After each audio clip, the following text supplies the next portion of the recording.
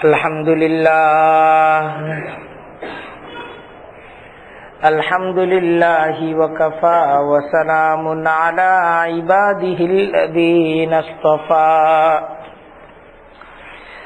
Amma ba'du fa a'udzu billahi minasy syaithanir rajim. Bismillahirrahmanirrahim. Man yuti'ir rasula faqad ata'a Allah wa man tawalla fama arsalnaka 'alaihim hafiza. Wa yaquluna ta'ah فَإِذَا بَرَزُوا مِنْ عِنْدِكَ بَيَّتَ طَائِفَةٌ مِّنْهُمْ غَيْرَ الَّذِي تَقُولُ وَاللَّهُ يَكْتُبُ مَا يُبَيِّتُونَ فَأَعْرِضْ عَنْهُمْ وَتَوَكَّلْ عَلَى اللَّهِ وَكَفَى بِاللَّهِ وَكِيلًا. سُبْحَانَكَ لَا عِلْمَ لَنَا إِلَّا مَا عَلَّمْتَنَا إِنَّكَ أَنْتَ الْعَلِيمُ الْحَكِيمُ. رَبِّ اشْرَحْ لِي صَدْرِي وَيَسِّرْ لِي أَمْرِي واحلل عقدة من لساني يفقهوا قولي. আল্লাহ তাআলার দরবারে লাখো কোটি শুকরিয়া। আল্লাহ তাআলার অনেক বড় ইহসান, কুরআনে কারীমের তালিমের মজলিসে তিনি আমাদের কিছু ভাইদেরকে একত্রিত হওয়ার সুযোগ করে দিয়েছেন।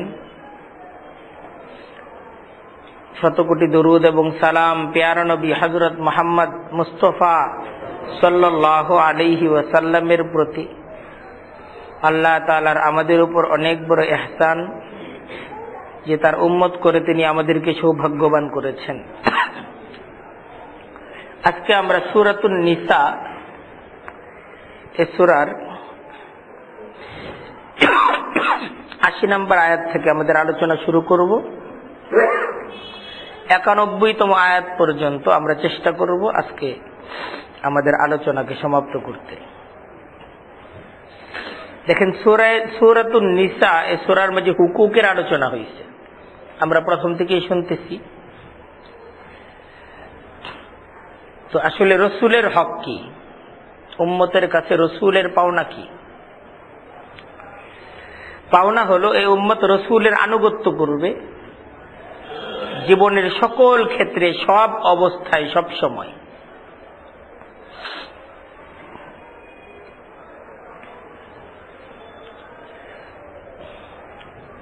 রসুলের আনুগত্য যখন ধৈর্য ধরা হয় তখন ধৈর্য ধরাটা ইবাদত,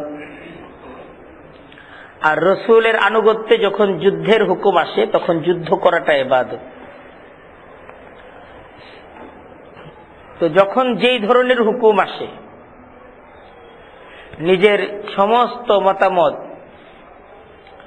এবং সকলের সমস্ত মতামতের ঊর্ধ্বে রাসূলুল্লাহর সুন্নাহ, আল্লাহর রসুলের বলে যাওয়া, তার করে যাওয়া আদর্শ, এটাকে ঊর্ধ্বে রাখতে হবে। তাহলে লাভ কি? যে আল্লাহর আনুগত্য করা হবে, আল্লাহ তাআলাকে সন্তুষ্ট করা যাবে। আর আল্লাহ তাআলার দেওয়া স্বাধীনতা আছে যে রসুলের আনুগত্য জীবনের সকল ক্ষেত্রে, সব অবস্থায় আমি করতেও পারি, নাও করতে পারি। তবে আল্লাহকে সন্তুষ্ট করার পথ হলো করা, রসুলের আনুগত্য করাটা হলো আল্লাহকে সন্তুষ্ট করার পথ। আর কেউ যদি রসুলের আনুগত্য না করে আল্লাহ বেজার হবেন, আল্লাহ নারাজ হবেন। এখন এটা হলো আমার আপনার আমাদের নিজেদের ফয়সালা করার ব্যাপার। আমরা কি আল্লাহকে সন্তুষ্ট করতে চাই না আল্লাহকে নারাজ করতে চাই? যদি আল্লাহকে সন্তুষ্ট করতে চাই তো আল্লাহর সন্তুষ্টির পথ হলো রসুলের পথ। আর এই পথ ছাড়া যত পথ আছে, যত মত আছে, যত মতাদর্শ আছে, এই সব কিছুই ক্ষতিকারক, দুনিয়ার জন্য ক্ষতিকারক, আমার আপনার আখিরাতের জন্য ক্ষতিকারক।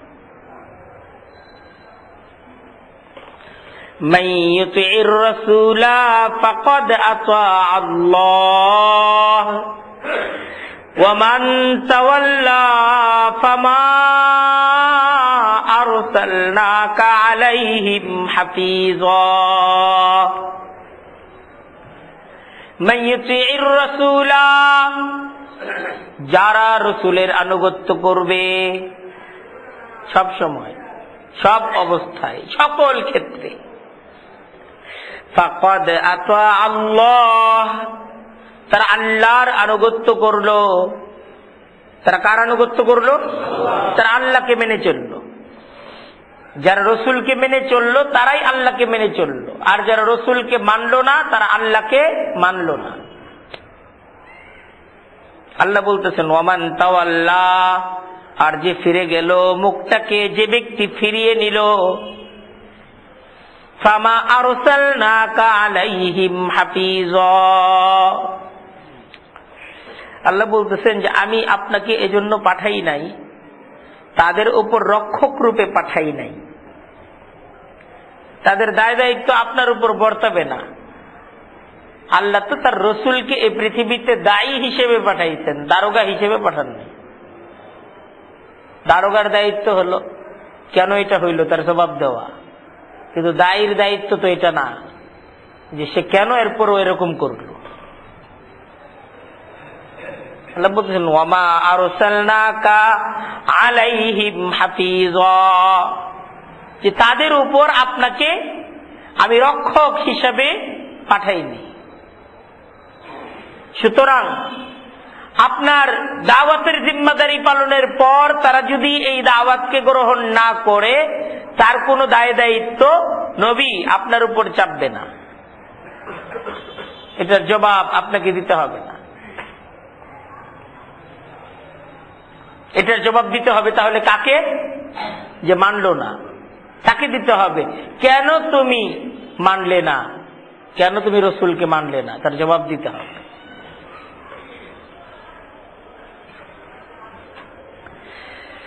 এটা রসুলের হক। এখন রসুলের সমাজে এরকম কিছু মানুষ ছিল, এই সমাজটাও তো রসুলের সমাজ। এই সমাজটা রসুলের সমাজ না? কিয়ামত পর্যন্ত এই পৃথিবীতে যত মানুষ আসবে এরা সবাই কার উম্মত? নবী করিম সাল্লাল্লাহু আলাইহি ওয়াসাল্লামের উম্মত। আমরা যারা মুসলমান আমরা তার উম্মত। এই পৃথিবীতে যারা বলে আমরা মুসলমান না, পরিচয় দেয় আমরা খ্রিস্টান, আমরা ইহুদি, এরা কার উম্মত?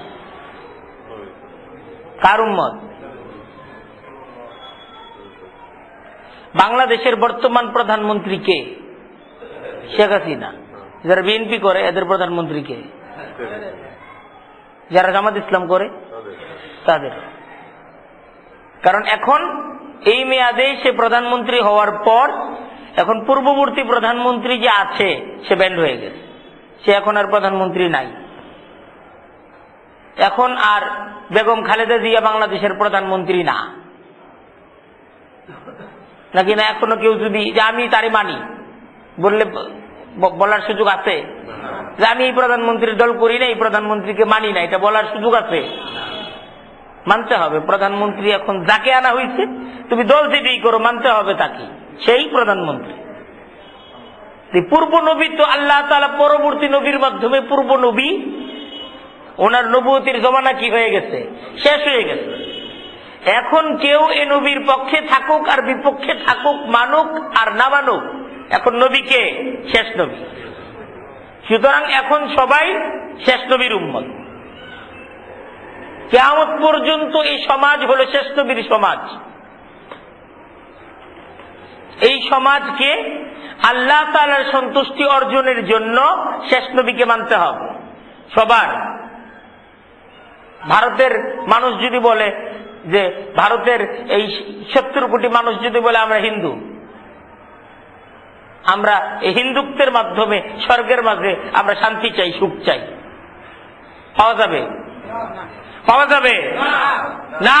পরকালে তারা যদি সুখ চায়, তারা যদি শান্তি চায়, তাহলে তাদেরকে এই হিন্দু মতাদর্শ এটা ত্যাগ করে মুসলমান হতে হবে, নবী মুহাম্মদুর রাসূলুল্লাহকে মেনে নিতে হবে। এটাই আল্লাহ তাআলার চূড়ান্ত ফয়সালা। একদম আমেরিকার প্রেসিডেন্ট ওবামা, ভারতের প্রেসিডেন্ট মোদি, রাশিয়ার প্রেসিডেন্ট পুতিন, এদের সকলের জন্য, রাশিয়ার জনগণের জন্য, ইউরোপের জনগণের জন্য, আমেরিকার জনগণের জন্য, সারা পৃথিবীর সমস্ত মানুষদের সফলতার জন্য, আল্লাহ তাআলাকে সন্তুষ্ট করার জন্য মানতে হবে নবী মুহাম্মদুর রাসূলুল্লাহ সাল্লাল্লাহু আলাইহি ওয়াসাল্লাম। এটাই মুক্তির একমাত্র পথ। এখন কিছু মানুষ তো বলে আমরা মানব না, কিছু মানুষ রাসূলুল্লাহর তরিকা মানবে না, তারা না করতেছে, এরা বিদ্রোহী। এরা কি? বিদ্রোহী। এদের ব্যাপারে আল্লাহ তাআলা, যিনি এই পৃথিবীর মালিক, তিনি সময় মতো সিদ্ধান্ত গ্রহণ করবেন। আর যারা বলতেছে মানি, এদের ব্যাপারেও মহান রব্বুল আলামিনের সিদ্ধান্ত এবং ফয়সালা আসবে। এখন এক প্রকার লোক এমন আছে যারা কথা দেয় যে আমরা মানি, মুখে বলে আমরা মানি, আমরা আনুগত্য করি। ওয়ায়াকুলুনা তাআহ ফাইদা বারাজু মিন ইনদিকা বাইয়াতা তাইফাতুম মিনহুম গায়রাল্লাযী তাকুল। এখন রাসূলের আনুগত্যের এই যে আল্লাহ তাআলার এই দেয়া জিম্মাদারি, এই জিম্মাদারি পালনে কিছু লোকের অবস্থান তো এমন, তারা মুখে বলে যে আমরা তো আনুগত্য করি, আমাদের কাজ আনুগত্য করা, আপনি যা বলবেন তা মেনে নেওয়া, এটাই আমার কাজ। এটা বলে আমরা মুসলমান, আমরা মুহাম্মদুর রাসূলুল্লাহ সাল্লাল্লাহু আলাইহি ওয়াসাল্লামের উম্মত, বুক ফুলায় বলে। ফাইদা বারাজু মিন ইনদিকা, তারপর যখন তারা বের হয়ে যায় আপনার নিকট থেকে, আপনার সামনে যখন থাকে তখন খুব ভালো, কিন্তু যখন আপনার কাছ থেকে এই লোকগুলো চলে যায়, বাইয়াতা তাইফাতুম মিনহুম, তাদের মাঝে সর্দার কিসিমের লোক যারা আছে, এরা রাতের বেলা একতাবদ্ধ হয়ে পরামর্শ করে, গায়রাল্লাযী তাকুল, যে কথা আপনাকে দিয়েছে তার বিপরীত কাজ সম্পাদনের জন্য তারা পরামর্শ বৈঠকে বসে, তাদের প্রোগ্রাম, তাদের প্ল্যান, যে কিভাবে মুহাম্মদুর রাসূলুল্লাহ সাল্লাল্লাহু আলাইহি ওয়াসাল্লামের এই কর্মসূচিকে বানচাল করে দেওয়া যায়, কিভাবে এই ইসলামটাকে ঠেকানো যায়, এটা নিয়ে তারা প্ল্যান করে। একদিকে বলতেছে আমরা মুসলিম, ইসলামকে এগিয়ে নিয়ে যাওয়াই আমাদের কাজ, মুহাম্মদুর রাসূলুল্লাহর আদর্শের বাস্তবায়ন ছাড়া আমরা সুখী হতে পারবো না, আমরা সফল হতে পারবো না। এটা তো মুসলমানদেরকে এই কথা বইলা মুসলমানদেরকে খুশি করে, সবাই খুশি না আপনি এই কথাটা বলছেন, আমরা আপনার প্রতি খুশি, আমরা আপনার প্রতি রাজি। এটা হলো তাদের সামনের মুখোশ, তাদের বাহ্যিক আচরণ হলো এই, আর তাদের আসল অবস্থা হলো এই, তাদের মূল অবস্থাটা হলো এই যে তারা প্ল্যান করে, পরামর্শ করে কিভাবে মুহাম্মদুর রাসূলুল্লাহ সাল্লাল্লাহু আলাইহি ওয়াসাল্লামের এই দাওয়াতকে, এই ইসলামকে ঠেকিয়ে দেওয়া যায়, ইসলাম যেন এগোতে না পারে, ইসলামকে কিভাবে এটাকে ঠেকিয়ে দেওয়া যায় সমাজ থেকে, এটাকে কিভাবে এটাকে প্যাকেট করা যায়, কিভাবে এটাকে বন্দী করা যায়, এটা নিয়ে তারা প্ল্যান করে, প্রোগ্রাম করে। তো আল্লাহ তাদের ব্যাপারে বলতেছেন, আল্লাহু ইয়াকতুবু মা ইউবাইতুন, আল্লাহ লিখে রাখতেছেন, মা ইউবাইতুনা, যা তারা রাত্রিকালে পরামর্শ করে, তাদের গোপন প্রত্যেকটা পরামর্শ আল্লাহ তাআলা লিখতেছেন। এটা কিন্তু লেখা হচ্ছে তাদের ব্যাপারে, সাবধান, সব লেখা হচ্ছে। তাদের এই আচরণের শাস্তি অবশ্যই তাদেরকে পেতে হবে। আল্লাহু ইয়াকতুবু মা ইউবাইয়িতুন, আল্লাহ লিখে রাখতেছেন যা তারা গোপন ছলা পরামর্শ করতেছে। এটা তাদের আমল নামায় লিপিবদ্ধ হচ্ছে না? হচ্ছে না? হচ্ছে। আল্লাহ নবীকে বলতেছেন ফাআরিজ আনহুম, ফাআরিজ আনহুম, আপনি তাদের ব্যাপারে, আপনি তাদেরকে এড়িয়ে চলেন। তারা কি করছে সেদিকে আপনি লক্ষ্য করবেন না, তারা কি করছে এই বিষয়টা নিয়ে আপনি ভাববেন না। তাদের কি শক্তি আছে এটা নিয়ে আপনি চিন্তা করবেন না, তাদের কি সামর্থ্য আছে এটা নিয়ে আপনি ভাববেন না। আল্লাহ নবীকে বলতেছে আর জান, তাদেরকে নিয়ে কোনো চিন্তা, কোনো ভাবনা আপনি করবেন না। ওয়া তাওয়াক্কাল আলাল্লাহ, আপনি আল্লাহর উপর ভরসা করেন। আল্লাহ নবীকে বলতেছেন আল্লাহই সিদ্ধান্ত নিবেন। ওদের ব্যাপারে সিদ্ধান্ত নিবেন কে? আল্লাহ। আপনার কোনো ভাবনা নাই, আপনার কোনো পেরেশানি নাই, আপনার কোনো চিন্তা নাই। যথা সময়ে তাদের বিচার হবে, যথা সময়ে আল্লাহ তাআলা তাদের ব্যাপারে ফয়সালা করবেন, তা নিয়ে আপনার কোনো ভাবনা নাই, তা নিয়ে আপনার কোনো চিন্তা নাই। ওয়াকাফা বিল্লাহি ওয়াকিলা, আর আল্লাহই তো যথেষ্ট কার্য সম্পাদনে। আল্লাহ যা করতে চান সে কাজটা করার ব্যাপারে আল্লাহ একক ভাবে কি সামর্থ্যবান না, যথেষ্ট না? আল্লাহ একাই যথেষ্ট। আফালা ইয়াতাদাব্বারুনাল কুরআন, আফালা ইয়াতাদাব্বারুনাল কুরআন ওয়ালাউ কানা মিন ইনদি গায়রিল্লাহি লাওয়াজাদু ফীহি ইখতিলাফান কাসীরা। আল্লাহ নবীকে বলতেছেন যে আপনি যে আল্লাহর রাসূল, আপনি যে আল্লাহর রাসূল, আপনার রাসূল হওয়ার শ্রেষ্ঠ প্রমাণ হলো আপনার এই কোরআন। আপনি যে আল্লাহর রাসূল, আপনার আল্লাহর রাসূল হওয়ার শ্রেষ্ঠ প্রমাণ হলো এই কোরআন। এই কোরআনটা যে ব্যক্তি পড়বে, যে বুঝবে, আল্লাহর রাসূল হিসেবে আপনার ব্যাপারে তার কোনো সন্দেহ, কোনো সংশয় থাকবে না। আপনার ভালোবাসা, আপনার মহাব্বত, আপনার আনুগত্য তার মাঝে তৈরি হবে এই কোরআনকে যে বুঝবে।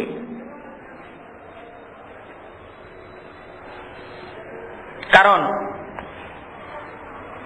এই কোরআন তো মানুষের কথা হতে পারে না, এটা যখন সে পড়বে তখন সে বুঝবে।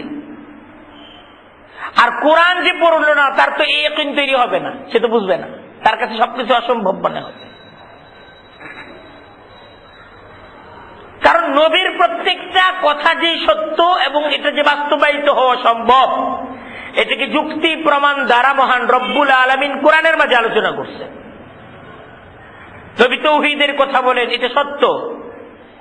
উনি রিসালাতের কথা বলতেছেন, উনি আসলেই আল্লাহর নবী। তিনি আখিরাতের কথা বলতেছেন, এই আখিরাতটা আসলেই বাস্তব। এই আলোচনাগুলো কোথায় পাওয়া যাবে? কোরআনে পাওয়া যাবে। এখন যে লোকটা কোরআন পড়বে না সে তো আল্লাহকেও চিনবে না, নবীকেও চিনবে না, আখিরাতও বুঝবে না। এটা বোঝা সম্ভব না। কারণ আল্লাহকে চিনা আর রসুলকে চিনা আর আখিরাতকে বুঝা এটা মানুষের আকল দ্বারা সম্ভব না, এটা ওহীর দ্বারা সম্ভব। ওহীর শিক্ষা কোনো ব্যক্তি যখন গ্রহণ করবে তখন এই ওহীর দাওয়াতের মাধ্যমে, ওহীর তালিমের মাধ্যমে আল্লাহর একত্ববাদ এবং নবী মুহাম্মদুর রাসূলুল্লাহর রিসালাত এবং আখিরাতের সত্যতার ইয়াকিন তৈরি হওয়া সম্ভব। আল্লাহ বলতেছেন আফালা ইয়াতাদাব্বারুনাল কুরআনা, আসল সমস্যা হলো এই, তারা নবীকে মানতে চায় না। তারা নবীকে মানতে চায় না।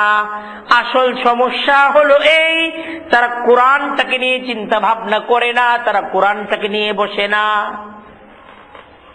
ওয়ালাউ কানা মিন ইনদি গায়রিল্লাহি লাওয়াজাদু ফীহি ইখতিলাফান কাসীরা।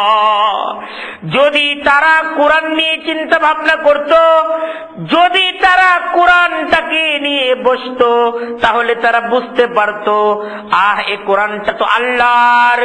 যদি এ কোরআনটা আল্লাহ ছাড়া অন্য কারো রচনাকৃত বর্ণনা যদি এ কোরআনটা থাকতো, লাওয়াজাদু ফীহি ইখতিলাফান কাসীরা, এ কোরআনের মাঝে তারা বৈষম্যপূর্ণ নানা ধরনের অযৌক্তিক কথাবার্তা খুঁজে পাইতো। এ কোরআন অতীতের কত ইতিহাসগুলো বলতেছে, কিন্তু একটা কথার সাথে আরেকটা কথার কোনো সংঘর্ষ নাই, প্রত্যেকটা কথার সত্যতা এটা কোরআন পড়লে বোঝা যায় যে এই কথাগুলো আসলেই সত্য।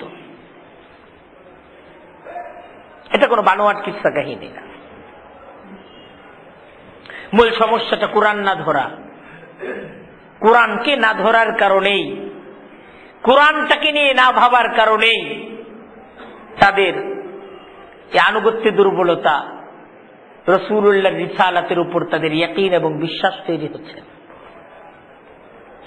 দেখেন, এই তো গেল মুনাফিকদের সংশয়কে কেন্দ্র করে কিছু কথা, যে এদের মাঝে আসলে ইসলাম নিয়ে সংশয় আছে।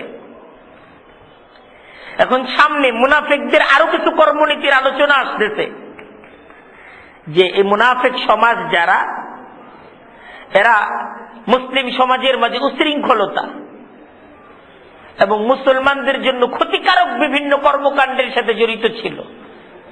কোরআন তাদের এ সমস্ত বিষয়ে মুসলমানদেরকে সাবধান করে দিচ্ছে, তাদেরকেও সাবধান করে দিচ্ছে। মুনাফিক কারা, কিভাবে বোঝা যাবে, কিভাবে চেনা যাবে মুনাফিকদেরকে? মদিনায় নবী করিম সাল্লাল্লাহু আলাইহি ওয়াসাল্লাম হিজরতের পর একটা কঠিন এবং জটিল সময়কে অতিবাহিত করতেছিলেন। চতুর্দিকে কাফেরদের বেষ্টনীর ভিতরে সামান্য কিছু মানুষ আল্লাহর দ্বীন প্রতিষ্ঠার সংগ্রামের মাঝে লিপ্ত। না জানি কখন কাফেররা এসে আক্রমণ করে, তাদের অতর্কিত আক্রমণে মুসলিম জনপদটা বিধ্বস্ত হয়ে যেতে পারে।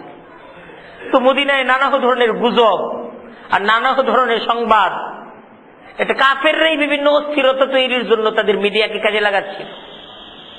আমরা আসতেছি, আমরা একটা কিছু করব, এই ধরনের পরিকল্পনাগুলো কাদের ছিল? কাফেররা ছিল।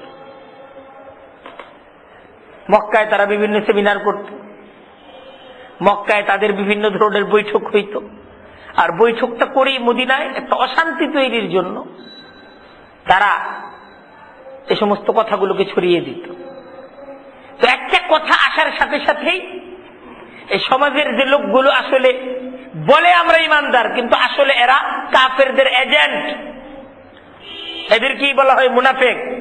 এরা সাথে সাথেই ওই তাদের দাদাদের বলা কথাগুলোকে এই জায়গায় ছড়াইয়া দেওয়ার পরিকল্পনা করত। আর এই সমস্ত কথাগুলোর দ্বারা মুসলমানদের মাঝে একটা মনোবল হারানো, তারা মনোবল হারিয়ে ফেলার উপক্রম হতো। তাদের মাঝে নানা ধরনের অশান্তি এবং একটা পেরেশানি এটা ছেয়ে যেত। তো সেই আলোচনাটা কোরআন এই জায়গায় করতেছে। وَإِذَا جَاءَهُمْ أَمْرٌ مِّنَ الْأَمْنِ أَوِ الْخَوْفِ أَذَاعُوا بِهِ।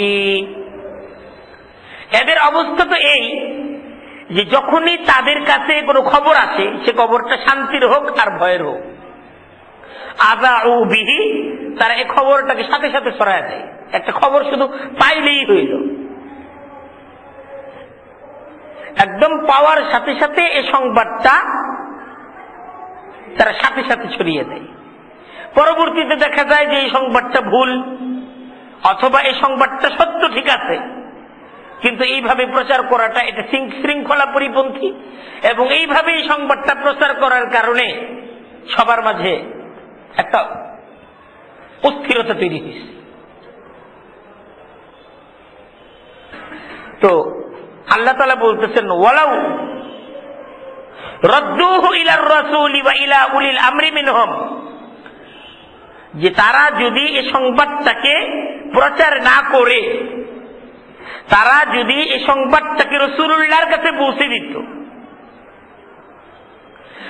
ওয়াইলা উলিল আমরি মিনহুম, এবং মুসলমানদের মাঝে যারা দায়িত্বশীল তাদের কাছে যদি সংবাদটা পৌঁছে দিত, সবাইকে না শুনি,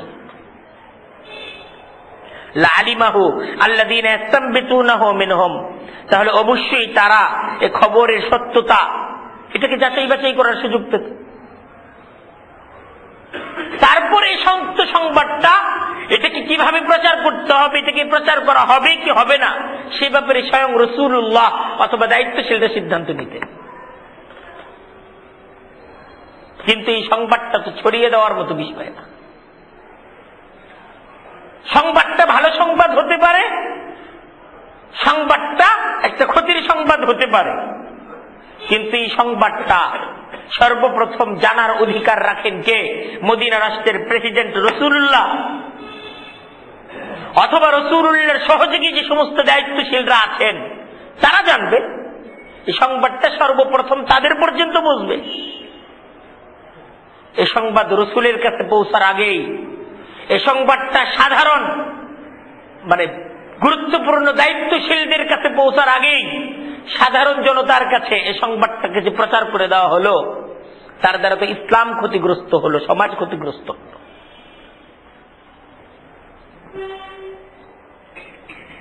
এই কাজগুলো কারা করত? এই কাজগুলো মুনাফিকরা করত। তাদের প্ল্যান ছিল মুসলমানদের মাঝে অস্থিরতা তৈরি করা, মুসলমানদেরকে ভয় দেখানো। কোরআনে কারীমের আমরা এই পড়াটা পড়ে এসেছি, সূরা আলী ইমরানের মাঝে এই সংগ্রাম তো একটা আলোচনাও গেছে আমাদের কাছে। আল্লাযীনা ক্বালা লাহুমুন নাস ইন্নান নাস ক্বাদ জামাউ লাকুম,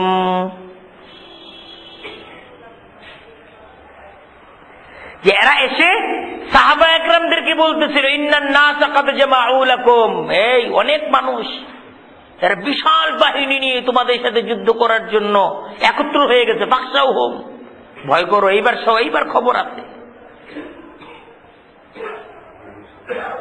সাহাবায়ে কেরাম জবাব দিতেন হাসবুনাল্লাহ, আল্লাহই আমাদের জন্য যথেষ্ট।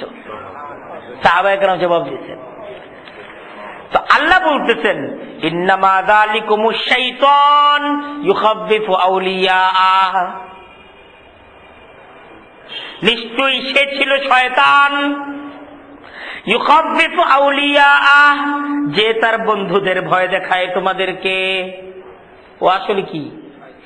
শয়তান। যারা মুসলমান পরিচয় নিয়ে মুসলমানদেরকে কাফের নাসারাদের ভয় দেখায়, যে ওই সমস্ত কাফেররা তোমাদেরকে ধরবে, ওই সমস্ত বদ্দিনরা তোমাদেরকে ধরবে, আল্লাহ পরিষ্কার ভাবে কোরআনের মাঝে বলতেছেন ইন্নামা যালিকুমুশ শাইতান, ওরা কোনো মানুষ না, ওরা হলো শয়তান। ইউখাব্বিফু আউলিয়াআহ, তার বন্ধুদের ভয় তারা তোমাদেরকে দেখায়। ফালা তাখাফুহুম, তোমরা তাদেরকে ভয় করো না। ওয়া খাফুনি, আমাকে ভয় করো। ইন কুনতুম মুমিনিন, যদি তোমরা মুমিন হয়ে থাকো।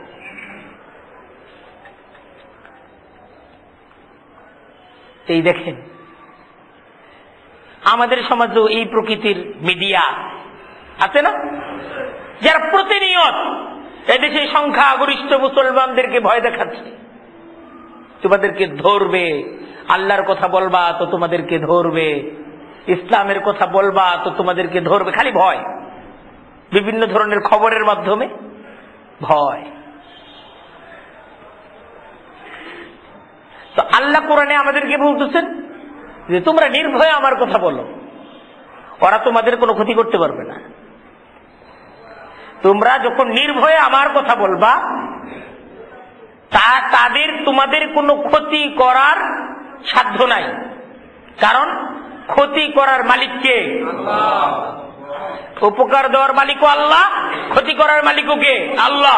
এই বিশ্বাস যে রাখে না, তার তো ইমানটাই সে রাখে না। এই বিশ্বাসটা তো রাখতে হবে। এর পরের আয়াতে দেখেন, এর পরের বাক্যটা আল্লাহ বলতেছেন ওয়ালাউলা ফাদলুল্লাহি আলাইকুম ওয়া রাহমাতুহু ওয়ালাউলা ফাদলুল্লাহি আলাইকুম ওয়া রাহমাতুহু লাত্তাবাতুমুশ শাইতানা ইল্লা কলিলা। দেখো, যদি না হতো তোমাদের উপর আল্লাহর ফজল এবং আল্লাহর রহমত। আল্লাহর ফজল কি? আল্লাহ তোমাদেরকে কোরআন দিচ্ছেন। আল্লাহর রহমত কি? আল্লাহ তোমাদেরকে নবী দিচ্ছেন। দেখো, আল্লাহর অনেক বড় অনুগ্রহ, আল্লাহ কোরআনের মতো কিতাব তোমাদেরকে দিচ্ছেন। আল্লাহর অনেক বড় অনুগ্রহ, আল্লাহ তোমাদেরকে নবী দিচ্ছেন, সত্য নবী দিচ্ছেন।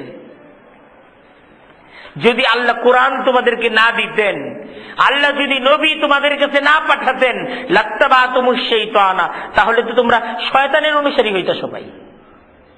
নবীর দাওয়াত যদি তোমাদের পর্যন্ত না পৌঁছতো, কোরআনের দাওয়াত তোমাদের পর্যন্ত যদি না পৌঁছতো, তোমরা তো অনুসরণ করতে শয়তানের। লাত্তাবাতুমুশ শাইতানা, তোমরা সব শয়তানের অনুসারী হয়ে যেতে। ইল্লা কলিলা, তবে কিছু মানুষ ঠিকই সত্যকে উপলব্ধি করে, এরা নিজ বিবেক এবং নিজ জ্ঞান দ্বারা এরা সত্যের উপলব্ধি, সত্যটাকে চিনে সত্যের পথে থাকতোই। এটা আল্লাহ বলতেছে। অধিকাংশ মানুষের অবস্থা হইতো এরা শয়তানিটাকে গ্রহণ করে নিত। তাই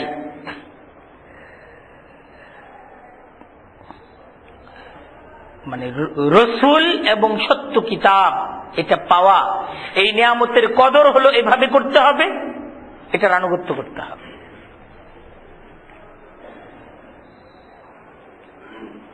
এইভাবে সত্য তোমাদের পর্যন্ত পৌঁছলো, অবিকৃত অবস্থায় কোরআন তোমাদের কাছে আছে, নবী করিম সাল্লাল্লাহু আলাইহি ওয়াসাল্লামের সিরাত তোমাদের কাছে আছে সংরক্ষিত, কিন্তু তোমরা সিরাতের পাতা উল্টিয়ে কখনো রসুলের জীবন পড়লে না। কোরআনের পাতা উল্টিয়ে তুমি তোমার 80 বছরের মুসলমানি জিন্দিগিতে কোরআনটা তুমি জানলা না যে আল্লাহ আমার কাছে কি চান, কি বলতে চান। অথচ এখানে সব পরিষ্কার ভাবে বলা আছে। তাহলে তোমার কি অবস্থা হবে? এই মুনাফিকদের কর্মনীতি আমাদের কাছে আলোচনা করা হচ্ছে এজন্য যেন মুমিনদের কোনো কাজ মুনাফিকদের মতো না হয়। আর মুমিনদের কাজ কি? রাসূলের আনুগত্য করবে সর্বাবস্থায়। এই সূরায় মূল দাওয়াত যেটা আসতেছিল যে মদিনায় ইসলামী রাষ্ট্র আল্লাহ রসুল সাল্লাল্লাহু আলাইহি ওয়াসাল্লামের নেতৃত্বে প্রতিষ্ঠিত হওয়ার পর আল্লাহ তাআলার পক্ষ থেকে হুকুম আসলো যে এই মদিনা রাষ্ট্রের হেফাজতের জন্য আরবের পূর্ণ জাহিলিয়াতের সাথে যুদ্ধে জড়িয়ে যেতে হবে। কারণ তখন প্রশ্ন ছিল আরবের পূর্ণ চতুর্দিকের কাফের রাষ্ট্রগুলো, কাফের গোত্রগুলো মুসলমানদের এই ছোটখাটো ইসলামী রাষ্ট্রটাকে নিশ্চিহ্ন করে ফেলার ব্যাপারে এরা বদ্ধপরিকর ছিল। তাই দুইটাই পথ মুসলমানদের জন্য খোলা ছিল, এক জাহিলিয়াতের কাছে আত্মসমর্পণ করে তাদের সাথে সমঝোতায় যাওয়া, আর আরেকটা ছিল যে যুদ্ধ হবে, যে এই আরবে জাহিলিয়াত থাকবে না, ইসলাম থাকবে। মহান রব্বুল আলামিন হুকুম দিলেন যে মুসলমানরা যুদ্ধে ঝাঁপিয়ে পড়বে জাহিলিয়াতের সাথে এবং মুসলমানরা এই আরব ভূমিতে ইসলামকে প্রতিষ্ঠিত করবে। এটা ছিল আল্লাহ তাআলার পক্ষ থেকে দেওয়া পয়গাম। যুদ্ধের হুকুম যখন আসলো, অনেকের মনোবল এবং অনেকের মাঝে সাহসহীনতা, অনেকের মাঝে দুদুল্যমান একটা অবস্থা তৈরি হয়ে গেল। তখন তাদেরকে এই দাওয়াত দেওয়া হলো, না এটাই তো আনুগত্যের পরীক্ষা, এই চূড়ান্ত পরীক্ষায় উত্তীর্ণ যারা হবে তারাই সফল। আল্লাহ নবীকে বলতেছেন ফাকাতিল ফি সাবিলিল্লাহ, আল্লাহর দ্বীন প্রতিষ্ঠার এই জিম্মাদারি নিয়ে ফাকাতিল, আপনি লড়াইয়ের মাঝে অবতীর্ণ হয়ে যান। লা তুকাল্লাফু ইল্লা নাফসাকা, আপনার উপর জিম্মাদারি নেই আপনার নিজের ব্যাপার ছাড়া। আল্লাহ নবীকে বলতেছেন। সাথে কি আছে কি নাই নবী এটা দেখার জিম্মাদারি আপনার না। আপনার সাথে যদি কোনো সঙ্গী নাও থাকে আপনি চিন্তা করবেন না, আপনি নেমে যান, আল্লাহর হুকুম বাস্তবায়নে আপনি এগিয়ে যান। কেউ নাই আমার সাথে, আল্লাহ তাআলার হুকুম যে কে আছে কে নাই, আমরা কতজন, আমাদের সংখ্যা কত, এটা দেখার বিষয় না। আল্লাহ তাআলার হুকুম হলো দেখার বিষয়। আল্লাহর হুকুম যখন এসে গেছে, আমি যদি একাও হই আমাকে একাই সত্যের পক্ষে কথা বলতে হবে। লা তুকাল্লাফু ইল্লা নাফসাকা ওয়া হাররিজিল মুমিনিন, আপনি মুমিনদের ঈমানদারদেরকে আপনি উৎসাহিত করুন, ঈমানদারদেরকে আপনি শুধু উৎসাহ দেন, এদেরকে নেওয়ার জিম্মাদারি আপনার না, যাওয়ার জিম্মাদারি তাদের। আসাল্লাহু আন ইয়াকুফা বা'সাল্লাযীনা কাফারু, আশা করা যায় আল্লাহ কাফেরদের যুদ্ধ ক্ষমতাকে চূর্ণ করে দিবেন। ভয় নাই, আল্লাহর কাছে এটা আশা আছে, কাফেরদের যুদ্ধ ক্ষমতাকে চূর্ণ করে দেওয়ার ক্ষমতা কে রাখেন? আল্লাহু আশাদ্দু বা'সান ওয়া আশাদ্দু তানকিলা, আল্লাহু আশাদ্দু বা'সান, আল্লাহ বলতেছেন কাফেরদের কাছে কি আছে? আল্লাহু আশাদ্দু বা'সান, আল্লাহু আশাদ্দু বা'সান ওয়া আশাদ্দু তানকিলা, শক্তিতে তো আল্লাহ শক্তিশালী, আল্লাহু আশাদ্দু বা'সান, সর্বাপেক্ষা শক্তিশালী তো আল্লাহ। সবচেয়ে বেশি শক্তি কার? না আমেরিকার, না ইন্ডিয়ার? পুরা পৃথিবীর সমস্ত কুফরি শক্তি যদি একদিকে থাকে, অপরদিকে আল্লাহর শক্তি বেশি না? এটাই বলতে। ওয়া আশাদ্দু তানকিলা, আর শাস্তি প্রদানে আল্লাহ কিন্তু কঠোর। আল্লাহ কিন্তু জালেমদের শাস্তি প্রদানে শিথিল না, আল্লাহ কঠোর। মান ইয়াশফা শাফাআতান হাসানাতান ইয়াকুল লাহু নাসীবুম মিনহা ওয়া মান ইয়াশফা শাফাআতান সাইয়্যাতান ইয়াকুল লাহু কিফলুম মিনহা ওয়া কানা আল্লাহু আলা কুল্লি শাইইন মুকিতা। আল্লাহ বলতেছেন যে এই যে এই কঠিন পরিস্থিতিতে সমাজে দুই শ্রেণীর লোক পাওয়া যাবে। এক শ্রেণীর লোক আল্লাহর পথে সংগ্রামের জন্য মানুষদেরকে উৎসাহিত করবে, আর আরেক প্রকার লোক মানুষদেরকে আল্লাহর পথে সংগ্রামে সাহসহীন করার কাজ করবে। এক প্রকার লোক বলবে আরে আল্লাহর পথে যাও, আল্লাহর সাহায্য আছে, আর আরেক প্রকার লোক বলবে যাইবা, তোমার কেউ তোমার পিছনে নাই, তুমি একলা একলা যাইতে। দুই প্রকার লোক আছে, এক প্রকার লোক সাহস দিবে, আর আরেক প্রকার লোক সাহসকে নষ্ট করবে। আল্লাহ বলতেছেন মাইয়াশফা শাফাআতান হাসানাতান, যে ব্যক্তি ভালো কিছুর সুপারিশ করবে, ইয়াকুল লাহু নাসীবুম মিনহা, সে লাভ করবে তা থেকে অংশ। তার পরামর্শে যে ভালো কিছু করবে সে তার থেকে অংশ পাবে। আপনি একজনকে আল্লাহর দিন প্রতিষ্ঠার দাওয়াত দিবেন, আপনার দাওয়াতে তার যে শাহাদাত, তার যে কুরবানি, তার যে ত্যাগ, আপনিও তার থেকে অংশ পাবেন। সুবহানাল্লাহ। ওয়া মান ইয়াশফা শাফাআতান সাইয়্যাতান, আর যে ব্যক্তি মন্দ কিছু করার সুপারিশ করবে, আল্লাহর পথে চলার ক্ষেত্রে কোনো বাধার সৃষ্টি করবে, সাহস হারা করার চেষ্টা করবে, ইয়াকুল লাহু কিফলুম মিনহা, তার জন্য থাকবে তার থেকে অংশ। এই লোকটা তো আল্লাহর পথ থেকে ফিরে গেল, এই লোকটা যে পাপী হইল সেও কি পাবে? এ পাপের অংশ পাবে। ওয়া কানা আল্লাহু আলা কুল্লি শাইইন মুকিতা, আর আল্লাহ কিন্তু সব জিনিসের দিকে লক্ষ্য রাখেন, সব দেখেন, সবার সব অবস্থা। কে যে আসলে কোন পথে কাজ করতেছে এটা কে জানেন? কে ইসলাম প্রতিষ্ঠার কাজ করতেছে, আর কে ইসলামকে আটকিয়ে দেওয়ার পরিকল্পনা করতেছে, ইসলাম যেন আর আগাইতে না পারে। যতটুকু আছে এতটুকু মানতেছি, এর চেয়ে বেশি যাতে ইসলাম না আগায়, এ কাজ তো করতেছে। এই কাজগুলো মুসলমান নামধারীরাই করতেছে। এই সমাজে আজকে যদি ইসলাম প্রতিষ্ঠা হয়, এই সমাজে তো কোনো হিন্দু নাই, কোনো খ্রিস্টান নাই, কোনো ইহুদি নাই, কিন্তু এই সমাজের মুসলমানরা সবাই ইসলাম মানবে?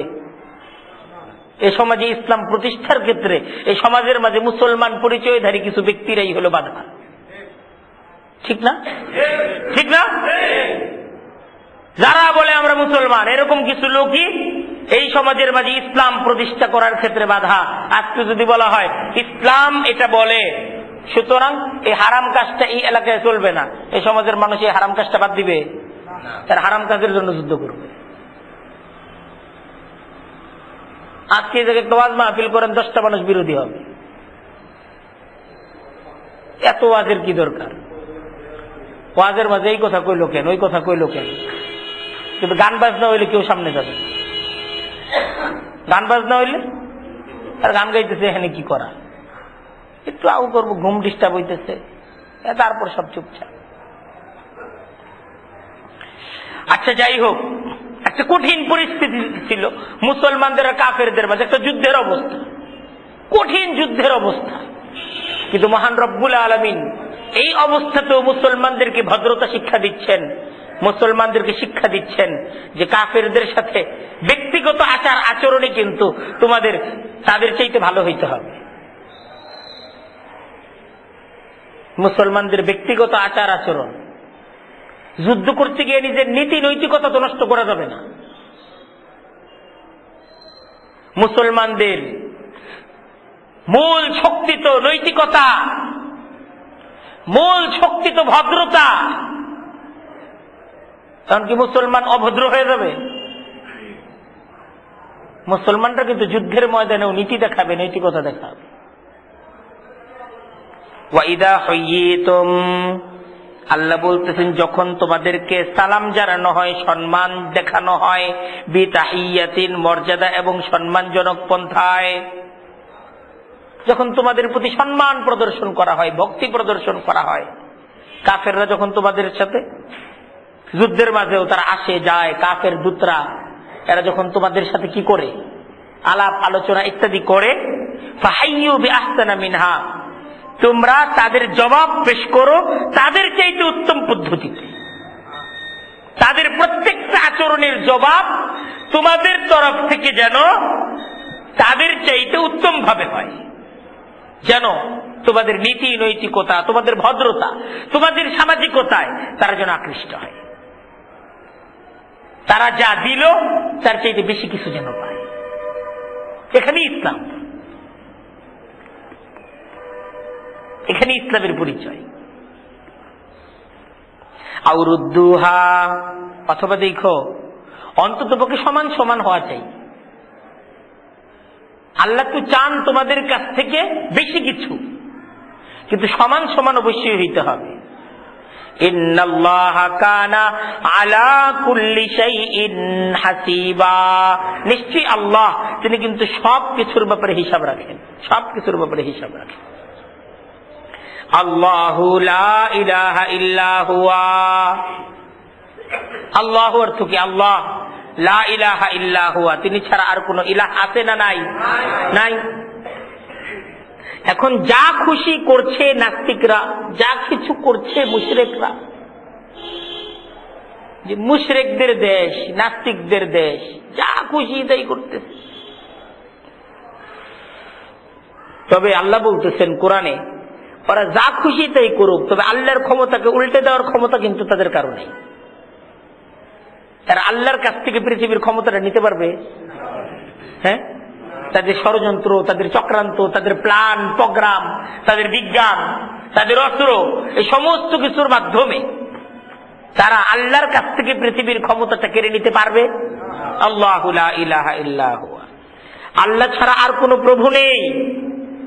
লা ইয়াজমা'আন্নাকুম ইলা ইয়াউমিল কিয়ামাতি লা রাইবা ফীহি, অবশ্যই আল্লাহ তিনি তোমাদেরকে একত্রিত করবেন, ইলা ইয়াউমিল কিয়ামা, কিয়ামতের দিন, লা রাইবা ফীহি, এর মাঝে কোনো সন্দেহ নেই। একদিন তিনি একত্র করবেন, কেহ পালাতে পারবে না। পারবে? লা ইয়াজমা'আন্নাকুম, তবে সবাইকে একত্রিত করবেন, কেউ পালাতে পারবে না। যেমন খুশি আজকে তোমরা চলতে পারো, তবে একদিন বিচার হবে, এটাই সত্য, এটাই চূড়ান্ত। আল্লাহ বলতেছেন এটাই চূড়ান্ত। ওমান আসদাকু মিনাল্লাহি হাদিসা, আল্লাহর চাইতে অধিক সত্য কথা আর কে বলতে পারে? আর আল্লাহ বলতেছেন যে আল্লাহর কথার চাইতে এই পৃথিবীতে আর কোনো সত্য কথা নাই। সে আল্লাহর চূড়ান্ত ফয়সালা এইটা, যেমন খুশি শাস্তেছো, যা খুশি করতেছো, কিন্তু আল্লাহর ক্ষমতাকে উল্টে উল্টে কিন্তু দিতে তোমরা পারছো না। আল্লাহর কাছে তোমাদেরকে একদিন আল্লাহর ফয়সালা অনুযায়ী একত্রিত হতে হবে, বিচার হবে, শাস্তি হবে। এখন দেখেন, মাঝখানে একটু মুনাফিকদের আলোচনা গেছে, ঠিক না? এখন এই মুনাফিকদের ব্যাপারে আসলে মুসলমানদের কর্মনীতিটা কি হবে? মুনাফিকরা কি মুসলমান না মুনাফিক? এটা একটা প্রশ্ন ছিল। যারা মুনাফিক এরা কি মুনাফিক না এরা মুসলমান? এরকম প্রশ্ন তো। এরকম ঘটনা আরো ঘটলো। আল্লাহ রসুলের জমানায় এরকম কিছু ঘটনা ঘটছে। সাহাবা একরাম দুইটা মত হয়ে গেছে। একদল বলতেছে এরা মুনাফিক, আরেক দল বলতেছে না এরা মুসলমান। আল্লাহ সিদ্ধান্ত দিছে। এই সিদ্ধান্তের আলোচনাটা এই জায়গায় এখন শুরু হইতেছে। ইসলাম ধর্ম গ্রহণ করে মক্কা থেকে কিছু ব্যক্তি আর মদিনায় আসলো। কিছুদিন মদিনায় থাকার পর মক্কা ফিরে যেয়ে আর আসতেছে না, এরকম একটা ঘটনাও ঘটলো। আবার এরকম কিছু ব্যক্তিও পাওয়া গেল যারা ইসলাম ধর্ম গ্রহণ করেছে কিন্তু হিজরত করতেছে না। ইসলাম ধর্ম গ্রহণ করেছে, হিজরত করার, এখন তো মুসলমানদের স্বাধীনভাবে ইসলাম পালন করার একটা ভূমি আছে। কোথায়? মদিনায়। হিজরত করে যদি কোনো ব্যক্তি মদিনায় চলে আসে, এখানে স্বাধীনভাবে আল্লাহকে ডাকার, ইসলামকে পালন করার সমস্ত সুযোগ এ মদিনায় বিদ্যমান। এখানে সবাই ইসলাম পালন করতেছে, এখানে ইসলাম পালন করার ক্ষেত্রে কোনো বাধা নাই। সুতরাং এই ধরনের কোন হিজরতের ভূমি যদি মুসলমানদের সামনে আসে, তখন হিজরত করে যেই ভূমিতে আল্লাহকে সুন্দর মতো ডাকা যায়, আল্লাহর দিনকে পূর্ণাঙ্গ ভাবে পালন করা যায়, সে হিজরত করাটা মুসলমানদের জন্য জরুরি। হিজরত করাটা তখন ছিল ফরজ, ওয়াজিব। কিন্তু দেখা গেল এক তো হিজরত করার সামর্থ্য নাই, যে আমি যে যাবো আমার কাছে ভাড়ার টাকাটাও নাই, এটা একটা সমস্যা। তো আমি দুর্বল, পঙ্গু, একাকি যাওয়ার মতো আমার সামর্থ্য নাই, পথ চিনি না, কিভাবে যাব? আমার আশা আছে, সম্বলও নাই, আছে না? ইচ্ছা আছে কিন্তু সম্বল নাই, সামর্থ্য নাই, সাধ্য নাই, বৃদ্ধ, তার এখন সেই শক্তি নাই, সেই যৌবন নাই। কিন্তু কোন ব্যক্তির সামর্থ্য আছে, কিন্তু সে হিজরত করে যাচ্ছে না। কিসের মায়ায়?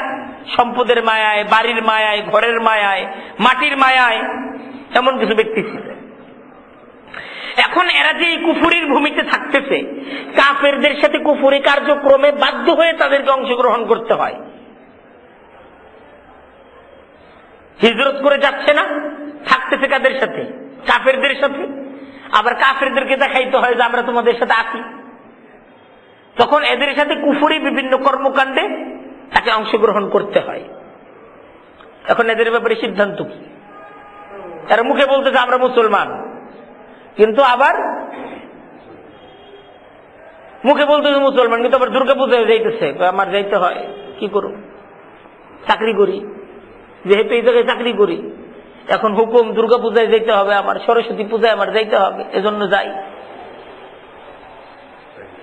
আর নাইলে তারা মন খারাপ করবে, বস মন খারাপ করবে, আছে না এরকম? আমার বস হিন্দু, হুকুম কি? আল্লাহ হুকুম দিচ্ছেন। এখন যুদ্ধের মাঝে মুসলমানদের সাথে মোকাবেলায় এরকম কিছু লোক এসে গেল যারা মুখে মুসলমান, হিজরত করে আসে নাই, কাফেরদের চাপের মুখে কি করছে? মুসলমানদের সাথে যুদ্ধও করতে আসছে, লাঠি নিয়ে, তরবারি নিয়ে মুসলমানদের সাথে যুদ্ধও করতে আসছে। এখন কি এরা মুসলমান না এরা কাফের? আল্লাহ কুরআনে কারীমে পরিষ্কার ভাবে সিদ্ধান্ত দিচ্ছেন, ফামা লাকুম ফিল মুনাফিকিনা ফিআতাইনি, কি হলো তোমাদের? ফামা লাকুম, সাহাবা একরাম দুই ভাগ, এক ভাগ বলতেছে না এরা মুখে যেহেতু বলছে আমরা ঈমান আনছি এরা মুসলমান, আর আরেক দল বলতেছে কাফেরদের সাথে লড়াই করতে আসছে আমাদের সাথে, আবার এরা মুসলমান। দুটোটাই প্রশ্ন, দুদিকে যুক্তি আছে, দুদিকে যুক্তি আছে না? ফয়সালা করতেছেন কে? আল্লাহ বলতেছেন ফামা লাকুম, কি হলো তোমাদের? ফিল মুনাফিকিনা ফিআতাইনি, মুনাফিকদের ব্যাপারে তোমরা দুই দল হয়ে গেলে, মুনাফিকদেরকে নিয়ে তোমরা দুইটা দল হয়ে গেলে। আল্লাহু আরকাসাহুম বিমা কাসাবু, আল্লাহ তিনি তাদেরকে উল্টো দিকে ফিরিয়ে দিয়েছেন, বিমা কাসাবু, তাদের কর্মকাণ্ডের কারণে, তাদের দ্বিমুখী নীতির কারণে, তাদের সুবিধাবাদিতার কারণে আল্লাহ তাদেরকে কুফরির দিকে ফিরিয়ে দিয়েছেন। সুতরাং তাদের ব্যাপারে মতবিরোধের কিছু নেই, তারা মুনাফিক, এটাই চূড়ান্ত। এরা কি মুনাফিক, এটাই চূড়ান্ত, এরা মুসলিম না, এরা মুসলিম না, এরা কি মুনাফিক। এদের মুখের মাঝে ঈমান আছে, এদের অন্তরের মাঝে ঈমান নাই। এদের মুখের মাঝে ঈমান আছে, এদের কাজে কর্মে ঈমান নাই। এদের ঈমান নবীর কথা মুখ পর্যন্তই, এর বাইরে এদের কর্মকাণ্ডে অন্তরে কোন জায়গায় ইসলাম নাই, কোন জায়গায় ঈমান নাই। সুতরাং এটাই চূড়ান্ত, এরা মুসলিম না, এরা কি মুনাফিক। আল্লাহ পরের আয়াতে বলতেছেন আতুরিদুনা আন তাহদু মান আদাল্লাল্লাহ, তোমরা কি চাচ্ছ আন তাহদু, হেদায়েত দিতে, মান আদাল্লাল্লাহ, আল্লাহ যাদের জন্য গুমরাহিতে, আল্লাহ যাদেরকে গুমরাহিতে থাকতে দিচ্ছেন, মান আদাল্লাল্লাহ, আল্লাহ যাদেরকে গুমরাহির উপর থাকতে দিচ্ছেন তোমরা চাচ্ছ তাদেরকে হেদায়েত দিতে। আর আল্লাহ যাদেরকে গুমরাহির উপর থাকতে দেন, ফালান তাজিদা লাহু সাবিলা, তোমরা তাদের জন্য কোনো পথ খুঁজে পাবে না, তোমরা তাদেরকে ফিরিয়ে আনার কোনো উপায় খুঁজে পাবা না। এটা তোমাদের কাছে এই সাধ্য আছে নাই, তোমাদের কাছে এই সাধ্য নাই। তারপরে আল্লাহ আরো পরিষ্কার ভাবে বুঝাচ্ছেন যে এরা ঈমানদার, এই কথাটা অসম্ভব, বরং এরা কাফের। এরা কেমন কাফের? ওয়াদ্দু লাউ তাকফুরুনা কামা কাফারু, তারা চায় যদি তোমরাও কাফের হয়ে যেতে যেমন তারা কাফের হয়ে গেছে। এই মুনাফিকগুলো চায় তোমরা যে ঈমানের উপর আছো এটা তাদের পছন্দ না, তারা চায় তোমরাও তাদের মতো সুবিধাবাদী, তোমরাও তাদের মতো দ্বিমুখী নীতি অবলম্বন করো। এরা চায় তারা যেইভাবে সত্য ধর্মের বিরোধিতা করতেছে, তারা যেইভাবে কুফরি নীতি মুনাফিক নীতি অবলম্বন করতেছে, তোমরাও সেইভাবে মুনাফিক নীতি অবলম্বন করো, এটা তাদের চাওয়া। ফাতাকুনুনা সাওয়াআন, তোমরা এবং তারা যেন সমান হয়ে যাও, এটা তাদের চাহিদা। আল্লাহ পরিষ্কার ভাবে বলতেছেন ফালা তাত্তাখিযু মিনহুম আউলিয়া, তোমরা তাদের কেউ বন্ধু বানায়ো না। এরা তোমরা মুসলিম, তোমাদের বন্ধু হওয়ার উপযুক্ত তারা না। হ্যাঁ, বন্ধু হইতে পারবে হাত্তা ইউহাজিরু ফি সাবিলিল্লাহ, যখন তারা আল্লাহর পথে হিজরত করে চলে আসবে, যখন ইসলামকে দিন হিসেবে গ্রহণ করবে, তখন তারা তোমাদের বন্ধু হওয়ার উপযুক্ত। তার আগ পর্যন্ত তারা তোমাদের বন্ধু হতে পারে না। ফাইন তাওয়াল্লাউ, আর যদি তারা হিজরত থেকে বিরত থাকে, হিজরত করে না আসে, ফাখুযুহুম, তাহলে তোমরা তাদেরকে পাকড়াও করো।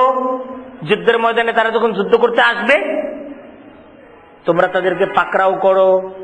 এ পাকড়াও করার অর্থ কি? তারা যখন যুদ্ধ করতে, মুসলমানদের মোকাবেলায় যুদ্ধ করতে আসবে, কাফের রাষ্ট্রের হয়ে, কাফের গোত্রের হয়ে মুসলিম রাষ্ট্রকে নিশ্চিহ্ন করে দেওয়ার জন্য তারা যখন যুদ্ধ করতে আসবে, তোমরা তাদেরকে গ্রেফতার করো। ফাখুযুহুম ওয়াকতুলুহুম হাইসু ওয়াজাদতুমুহুম, যেখানেই তাদেরকে পাওয়া যাবে তোমরা তাদেরকে হত্যা করো, মানে যুদ্ধের ময়দানে। এটা আবার হুকুম এটা না যে রাস্তায় পাইবা তো এদেরকে মেরে ফেলাও, কোরআন বুঝতে হবে, কোরআনের জ্ঞান অর্জন করার পর হাত তুলতে হবে। সাধারণ জনতাকে মুসলিম কিন্তু অস্ত্র ধরার হুকুম দেয় না। মুসলমান যখন, ইসলাম যখন রাষ্ট্রীয় পর্যায়ে প্রতিষ্ঠিত হবে, তখন রাষ্ট্র যাদেরকে জিম্মাদারি দিবে, যাদেরকে যুদ্ধে পাঠাবে, তারা অস্ত্র পাবে। সাধারণ জনগণ রাস্তাঘাটে যারে পাবে তারে কুবাবে, এই অনুমতি ইসলাম দিয়েছে? ইসলাম এই হুকুম দেয় নাই। ইসলাম তো সুশৃঙ্খল ধর্ম, এই ধর্মের মাঝে কোনো উশৃঙ্খলতা নাই। ওয়ালা তাত্তাখিযু মিনহুম ওয়ালিয়্যান ওয়ালা নাসীরা, আল্লাহ বলছেন তাদেরকে তোমরা গ্রহণ করো না অভিভাবক হিসেবে, ওয়ালা নাসীর, এবং সাহায্যকারী হিসেবে, এদের সহযোগী হও না। তবে এই ধরনের মুনাফিক যদি এর আগে আশ্রয় গ্রহণ করে এমন কোন রাষ্ট্রে যাদের সাথে তোমাদের চুক্তি আছে, এই ধরনের কোন মুনাফিক সে যদি এমন কোন রাষ্ট্রে যে আশ্রয় গ্রহণ করে, যে রাষ্ট্রের সাথে আবার তোমাদের কি আছে, চুক্তি আছে,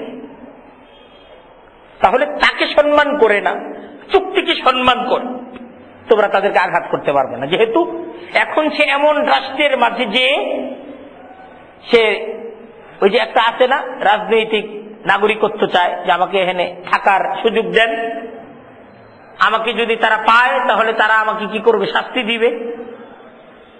তো এমন কোন রাষ্ট্রে যে রাষ্ট্রের সাথে তোমাদের কি আছে, চুক্তি আছে, এমন কোন রাষ্ট্রে যে সে যদি আশ্রয় গ্রহণ করে, তাহলে মুসলমান তো চুক্তি জীবন দিবে কিন্তু চুক্তি নষ্ট করবে। সেই অবস্থায় তোমরা এই সমস্ত মুনাফিকদেরকে আঘাত করতে পারবে না। একটা, অথবা তারা তোমাদের সাথে মোকাবেলার জন্য এসেছে, তবে তাদের মনের অবস্থা হলো এই যে তারা আসলে তোমাদের সাথে, তাদের জাতির সাথে কারোর সাথে যুদ্ধ করতে চায় না। এরা আসলে যুদ্ধ করতে চাচ্ছে না, যুদ্ধের ময়দানে আসছে ঠিকই কিন্তু যুদ্ধ করতেছে না। দেখা যাচ্ছে যে এরা আসলে যুদ্ধ থেকে বিরত, যুদ্ধ থেকে বিরত। কাফেরদের চাপের মুখে যুদ্ধের ময়দানে তাদের সাথে ঠিকই এসেছে, কিন্তু যুদ্ধ থেকে বিরত। তারা তোমাদের সাথে যুদ্ধ করতে চায় না, তাদের সাথে যুদ্ধ করতে চায় না। আল্লাহ আদেশ করতেছেন যে তাদেরকে তোমরা হত্যা করো না, তাদের উপর আঘাত করো না, যুদ্ধের ময়দানে এদের উপর আঘাত করো না। কারণ আল্লাহ যদি চাইতেন তাহলে তোমাদের বিপক্ষে তাদেরকে প্রবল করে দিতেন, এরাও লড়াই করত। এখন যেহেতু তারা তোমাদের সাথে লড়াই করতেছে না, তোমরা তাদেরকে আঘাত করো না, এটা আল্লাহর হুকুম। কত ইনসাফ! ইনসাফটা কোন পর্যায়ে? যদি তারা লড়াই করতে আসে তোমরাও তাদের সাথে লড়াই করবে, আর যদি তারা তোমাদের সাথে চুক্তিবদ্ধ কোন এলাকায় গিয়ে আশ্রয় গ্রহণ করে, অথবা যুদ্ধের ময়দানে এসেছে কিন্তু যুদ্ধ থেকে বিরত, যুদ্ধ ছাড়া অন্য কোনো কাজকর্ম করতেছে, তো এই অবস্থায় তাদেরকে তোমরা আঘাত করো না। ইল্লাল্লাযীনা ইয়াসিলুনা ইলা কওমিন, তবে যে সমস্ত মুনাফিকরা এমন লোকদের সাথে যে মিলিত হয়েছে, বাইনাকুম ওয়া বাইনাহুম মিসাক, তোমাদের মাঝে আর তাদের মাঝে চুক্তি আছে, তবে তাদেরকে তোমরা আঘাত করবে না। কেন? চুক্তির কারণে। আও জাউকুম, অথবা যে সমস্ত মুনাফিকরা তোমাদের মোকাবেলায় এসেছে, হাসিরাত সুদুরুহুম, এই অবস্থা যে তাদের অন্তর অসম্মত, আন ইউকাতিলুকুম আও ইউকাতিলু কওমাহুম, তোমাদের সাথে লড়াই করতেও অসম্মত, আর তাদের জাতির সাথে লড়াই করতেও তারা কি অসম্মত। তোমরা তাদের সাথে লড়াই করবে না। কারণ ওয়ালাউ শা আল্লাহ, আল্লাহর শুকরিয়া আদায় করো, যদি আল্লাহ ইচ্ছা করতেন, ওয়ালাউ শা আল্লাহ লাসাল্লাতাকুম আলাইকুম, তিনি তাদেরকে তোমাদের বিপক্ষে প্রবল করে দিতেন, এরাও তোমাদের বিপক্ষে লড়াই করত। ফালাকাতালুকুম, তবে তো তারা তোমাদের সাথে লড়াই করত। ফাইন ইয়াতাজালুকুম, এখন যদি তারা তোমাদের থেকে পাশ কেটে যায় যুদ্ধের ময়দানে, ফালাম ইউকাতিলুকুম, আর তারা তোমাদের সাথে যুদ্ধ না করে, ও আলকাউ ইলাইকুমুস সালাম, আর তোমাদের কাছে তারা সন্ধির প্রস্তাব দেয় যে আমি তোমাদের সাথে আছি, ফামা জাআলাল্লাহু লাকুম আলাইহিম সাবিলা, তবে আল্লাহ তাআলা তোমাদেরকে তাদের বিপক্ষে অস্ত্র ধরার অনুমতি দেন নাই। চতুর্থ আরেক প্রকার মুনাফিকের আলোচনা হইতেছে। সাতাজিদুনা আখারিনা, দেখো আরেক প্রকার মুনাফিক তোমরা পাবে। ইউরিদুনা আন ইয়ামানুকুম ওয়া ইয়ামানু কওমাহুম, তারা চায় তারা তোমাদের থেকেও নিরাপদ থাকবে, তাদের জাতি থেকেও নিরাপদ থাকবে। এক প্রকার লোক আছে আমরা কোনো দিকে নাই, কিন্তু এদের বাস্তব অবস্থা হলো এই, কুল্লামা রুদ্দু ইলাল ফিতনাতি, যদি তাদেরকে দুষ্টুমির দিকে ডাকা হয়, ফিতনার দিকে যদি ডাকা হয়, উরকিসু ফিহা, অমনি তারা উল্টে যাবে। যদি সুযোগ পাই কোনোদিন তোমাকে করে ছাড়বো না। এখন হইল যেহেতু সুযোগ নাই তাই বলতেছে আমরা আসলে নিরপেক্ষ, কিন্তু কখনো চান্স পাইলে এরা কিন্তু তাদের আসল চরিত্র প্রকাশ করে দিবে। উরকিসু ফিহা, উল্টে গিয়ে তার মাঝে পতিত হবে। এদের ব্যাপারে বলতেছে ফাইল্লাম ইয়াতাজিলুকুম, যদি তারা পৃথক না থাকে, তোমাদের সাথে যুদ্ধ করা থেকে এই লোকগুলো যদি পৃথক না থাকে, ওয়ায়ুলকু ইলাইকুমুস সালাম, তোমাদের কাছে সন্ধির কোন প্রস্তাব তারা যদি না দেয়, ওয়ায়াকুফু আইদিয়াহুম, আর যুদ্ধের ময়দানে তারা যদি তোমাদের উপর তাদের শক্তি প্রয়োগ থেকে বিরত না থাকে, তারা যুদ্ধ করতে আসছে। আবার বলতেছে আমরা আসলে নিরপেক্ষ থাকতে চাই, কিন্তু যুদ্ধটি কি করতেছে, নিরপেক্ষ থাকতে চাই, সন্ধির কথা এরা বলে না। নিরপেক্ষ থাকতে চাই, তারা শক্তি ঠিকই প্রয়োগ করতেছে, শক্তি প্রয়োগ থেকে বিরত থাকতেছে না। একদিকে নিরাপত্তার কথা বলে, আরেক দিক দিয়ে কি করে নিরাপত্তার নামে না আমার উপর অস্ত্র ফেলায়। আল্লাহ বলতেছেন এরা কিন্তু সাংঘাতিক। ফাখুযুহুম, এদেরকে পাকড়াও করো, ওয়াকতুলুহুম হাইযু তাকিফতুমুহুম, এদেরকে যেই অবস্থাও পাও সেই অবস্থায় এদের উপর আক্রমণ করো। ওয়া উলাইকুম জাআলনা লাকুম আলাইহিম সুলতানাম মুবিনা, আল্লাহ বলতেছেন আমি এই সমস্ত মুনাফিকদের বিপক্ষে শক্তি প্রয়োগের সুস্পষ্ট প্রমাণ তোমাদেরকে দিয়ে দিলাম, এদের উপর তোমরা তোমাদের শক্তি প্রয়োগ করো। দেখেন আজকের এই আলোচনার দ্বারা এই বিষয়টা পরিষ্কার যে মুনাফিকদের ব্যাপারে, ইসলামের ব্যাপারে তারা যেমন দুদুল্যমান দ্বিমুখী নীতি অবলম্বন করছে, আল্লাহ তাআলার কোরআন তাদের এই দ্বিমুখী নীতির উপর তাদেরকে মুসলিম হিসেবে স্বীকারই করছে। একজন ব্যক্তির মুসলিম হিসেবে পরিচিত হওয়ার জন্য এই দ্বিমুখী নীতি, সুবিধাবাদী নীতি, এটা অবশ্যই ত্যাগ করতে হবে। সুবিধা অসুবিধা, সুখে দুঃখে, সর্বাবস্থায়, যুদ্ধে ধৈর্যে আল্লাহ রাসূল সাল্লাল্লাহু আলাইহি ওয়াসাল্লামের আনিত দ্বীন ইসলাম, এটার উপর নিজেকে অর্পণ করে দিতে হবে। যে আমি সুখের মাঝেও মুসলিম, আমি দুঃখের মাঝেও মুসলিম, আমি সুখের মাঝেও রাসূলের অনুসারী, আমি দুঃখের মাঝেও রাসূলের অনুসারী। আমাকে যখন ধৈর্য ধরার হুকুম দেওয়া হয় আমি তখন ধৈর্য ধরি, আমার উপর যখন যুদ্ধের হুকুম আসে তখন আমি যুদ্ধ করি। আমি আসলে রাসূলুল্লাহ সাল্লাল্লাহু আলাইহি ওয়াসাল্লামের আদেশ ঠিক যখন যেই অবস্থায় যেভাবে হয় আমি সেই অবস্থায় সেভাবে আল্লাহর রাসূলের আনুগত্যের জন্য আমি তৈরি। এটা হলো আমাদের প্রতি ইসলামের দাওয়াত। এই দাওয়াত আমরা যদি গ্রহণ করতে পারি আমরা সত্যিকারের মুসলিম। এই দাওয়াতটা আমরা যদি গ্রহণ করতে না পারি তাহলে আমাদের ঈমান, আমাদের ইসলাম, এটার মাঝে আমাদের ভাবার আছে। আমরা বিশেষভাবে সবাইকে দাওয়াত দিচ্ছি, জীবন আমাদের একটাই। আমাদের এই জীবনটা শেষ হয়ে যাওয়ার পর দ্বিতীয়বার আমরা আরেকবার এই সুযোগ পাবো না যে আমরা আমাদের অতীত কর্মকাণ্ডগুলোকে আমরা সংশোধন করব। আমাদের খুব বেশি করে জানা প্রয়োজন কোরআন, আমাদের খুব বেশি জানা প্রয়োজন রাসূলুল্লাহর সিরাত, এবং আমাদেরকে জেনে বুঝে আমাদের জীবনের চূড়ান্ত কর্মনীতি এটা অবলম্বন করা চাই। এই জীবনটা তামাশা না, এই জীবনটা শুধুই খেলাধুলার জন্য না, এই জীবনের লক্ষ্য উদ্দেশ্য আছে।